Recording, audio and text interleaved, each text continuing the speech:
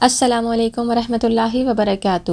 فہم القرآن سیریز کے اس لیسن میں ہم سورۃ الحجرات کی آیت نمبر 4 کا ترجمہ کرنا سیکھیں گے۔ آئیے شروع کرتے ہیں۔ اعوذ باللہ من الشیطان الرجیم، بسم اللہ الرحمن الرحیم۔ ان الذین ینادونک من وراء الحجرات اکثرهم لا یعقلون۔ انا ہو یا انا، اس کے معنی یقیناً بے شک ہوتے ہیں۔ یہ عربک ورڈ ہے لیکن بار بار دہرائے جانے والے الفاظ میں شامل ہے۔ الذین، وہ سب جو، اس سے پہلے بھی کافی بار یہ ریپیٹ ہو چکا ہے۔ یہ 4 الفاظ الذین، الذی، اللتی اور اللائی، ان کے معنی ہوتے ہیں وہ شخص جو، لیکن الذین جمع کے لیے استعمال ہوتا ہے، یعنی وہ سب جو، الذی واحد کے لیے، اللتی واحد مونس کے لیے، یعنی وہ ایک مونس جو، اور اللائی وہ سب مونس جو۔ یہاں پر الذین استعمال ہوا ہے، یعنی وہ سب لوگ جو۔ ینادونکا، اس کو آپ بریک کریں، یا پھر نادا، پھر واو نون اور پھر کاف زبر کا۔ یا علامت مضارع ہے، یعنی اس کا ترجمہ حال یا مستقبل میں کیا جائے گا، اور یا علامت ہے 3rd پرسن پروناؤن کی، یعنی وہ ایک مذکر جو۔ نادا 3 حرفی مادہ، ندا دینا، اردو میں بھی اس سے ملتا جلتا لفظ ندا استعمال ہوتا ہے۔ نادا اس کے معنی پکارا۔ اب یہ 3 حرفی مادہ نادا سے پہلے یا لگا ہے، اس لیے ہم اس کا ترجمہ حال یا مستقبل میں کریں گے، یعنی وہ پکارتا ہے۔ اس کے بعد اس کے آگے واو نون لگا ہے۔ واو نون کے معنی وہ سب، یعنی یہ جمع بنا دے گا اس کو، یعنی وہ سب پکارتے ہیں۔ اور جو یہ آخر میں کاف زبر کا لگا ہے، یہ ضمیر ہے مخاطب کی، یعنی جس سے بات کی جا رہی ہے، مفعول کی ضمیر ہے۔ آیت نمبر 2 میں ہم یہ پڑھ چکے ہیں کہ کلمے کے شروع میں انتا، انتی، انتما، انتم، انتنا یہ ہو، یا کلمے کے آخر میں کا، کی، کما، کم، کننا، تننا، تم، اگر یہ الفاظ لگے ہوں تو ان سب کے معنی تم یا تمہارا ہی ہوتے ہیں۔ شروع میں اگر لفظ لگے ہوں تو ان کے معنی تم، اور آخر میں جو کا، کی، کما، کم، کننا، تننا اور تم لگا ہو، اس کے معنی تمہارا۔ ان تمام الفاظ کے معنی تمہارا ہی ہوتے ہیں، لیکن اس میں واحد جمع اور مذکر مؤنث کا فرق ہوتا ہے، یعنی کا تم ایک مذکر کا، تمہارا یعنی ایک مذکر کا، کی تم ایک مؤنث کا، یہ مؤنث کے لیے ہوتا ہے، کما تم دونوں کا، تم دونوں مذکر یا تم دونوں مؤنث، یا تم ایک مذکر اور ایک مؤنث۔ کما کے معنی سمپلی تم دونوں کا، کم تم سب مذکر کا، یہ مذکر کے لیے استعمال ہوتا ہے، اور کننا تم سب مؤنث کا، یعنی تمہارا لیکن مؤنث کے لیے۔ سب کے معنی تمہارا ہی ہوتے ہیں، تمہارا یا تمہیں۔ اگر اس سے پہلے اسم ہو تو تمہارا، اور اگر اس سے پہلے فعل ہو تو اس کے معنی تمہیں ہوتے ہیں۔ یہاں پر فعل ہے ینادونا، یعنی وہ سب پکارتے ہیں، تو کا تمہیں۔ یہاں پر آپ صلی اللہ علیہ وسلم کا ذکر ہے کہ آپ صلی اللہ علیہ وسلم کو پکارتے ہیں۔ اب دیکھیں اس لفظ کا ترجمہ کیا ہوا۔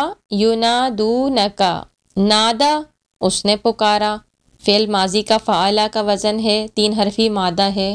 ینادو اگر اس سے پہلے یا لگ گیا تو اس کے معنی وہ پکارتا ہے یا پکارے گا، اور ینادونا اس کے ساتھ واو نون بھی لگ گیا، یعنی یا پھر نادا اور واو نون، اس کے معنی وہ سب پکارتے ہیں یا پکاریں گے، اور اس کے بعد اس کے آخر میں کاف زبر کا کی ضمیر بھی لگ گئی، یہ مفعول کی ضمیر ہے، یعنی وہ سب آپ کو پکارتے ہیں یا پکاریں گے۔ من کے معنی سے ہوتے ہیں، یہ پریپوزیشن ہے، حرف جر۔ ورا پیچھے، ورا کا لفظ اردو میں بھی استعمال ہوتا ہے، ماورا ہم کہتے ہیں، یعنی ایسی چیز جو ہم نہ دیکھ سکیں، جو نہ سمجھ سکیں، اس کو ہم کہتے ہیں ماورا عقل ہے یہ۔ تو یہاں پر یہ حجرات کے لیے استعمال ہوئی ہے، یعنی گھر کے پیچھے سے، یعنی آپ گھر میں نہیں دیکھ سکتے کہ کیا ہو رہا ہے، تو ورا یعنی پیچھے، حجروں کے باہر سے۔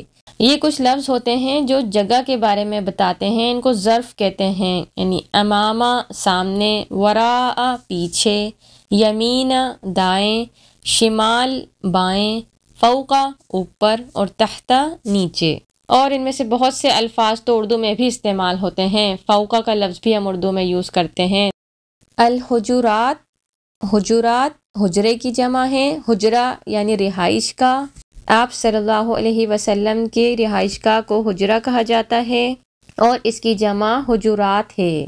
تو یہاں پر ایک بات اور نوٹ کر لیں کہ اگر کسی لفظ کے آخر میں الف تا لگا ہو تو وہ جمع ہوتا ہے، یعنی حجرہ ایک اور حجرات بہت ساری رہائش گاہیں۔ اور ایک پوائنٹ اور کہ یہ مونس ہوتے ہیں، جس لفظ کے آخر میں گولتا ہو یا الف تا لگا ہو وہ مونس ہوتے ہیں، یعنی حجرے کا ورڈ عربک میں مونس ہے۔ تو من وراء الحجرات کے معنی ہوئے حجرات کے پیچھے سے۔ وراء الحجرات یہ ایک مرکب ہے، یعنی دو لفظ ساتھ ساتھ لکھے ہوئے ہیں، دونوں اسم ہیں اور پہلے اسم کے ساتھ الف لام نہیں لگا اور حجرات کے ساتھ الف لام لگا ہے۔ تو اگر اس طرح کی کمپوزیشن آپ کے سامنے آئے تو ان دونوں کو ملا کر پڑھا جاتا ہے اور بیچ میں کا کے کی کا اضافہ کیا جاتا ہے، جیسے وراء الحجرات حجرات کے پیچھے، اور من کے معنی سے، تو اس پورے مرکب کے معنی ہوں گے حجرات کے پیچھے سے۔ تو دو اسم ساتھ لکھے ہوں اور پہلے کے ساتھ الف لام نہ لگا ہو اور دوسرے کے ساتھ الف لام شروع میں لگا ہو تو اس کا ترجمہ کرتے ہوئے کا کے کی کا اضافہ کرتے ہیں۔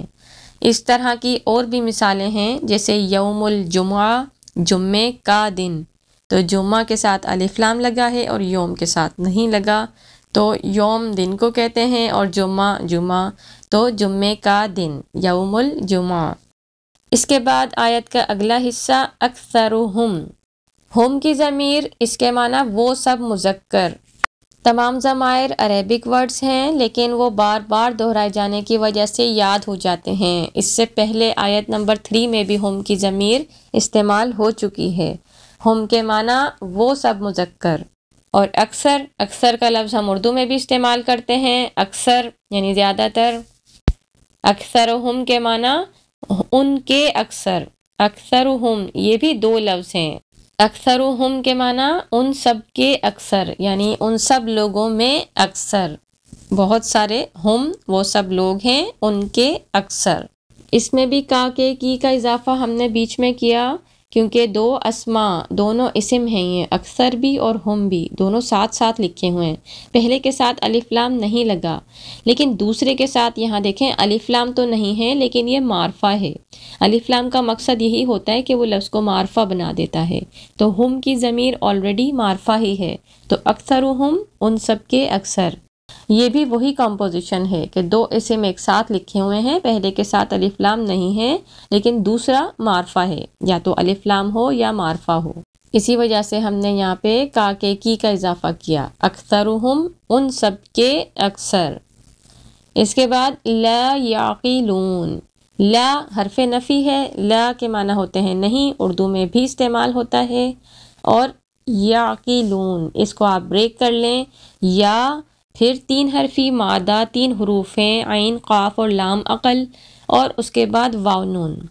تو یا علامت مضارع ہے، یعنی علامت مضارع کا مطلب ہے کہ یا ریپرزینٹ کرتی ہے تھرڈ پرسن کی ضمیر کو، یعنی وہ ایک مذکر، اور اس کا ترجمہ حال یا مستقبل میں کیا جائے گا، ماضی میں نہیں کیا جائے گا۔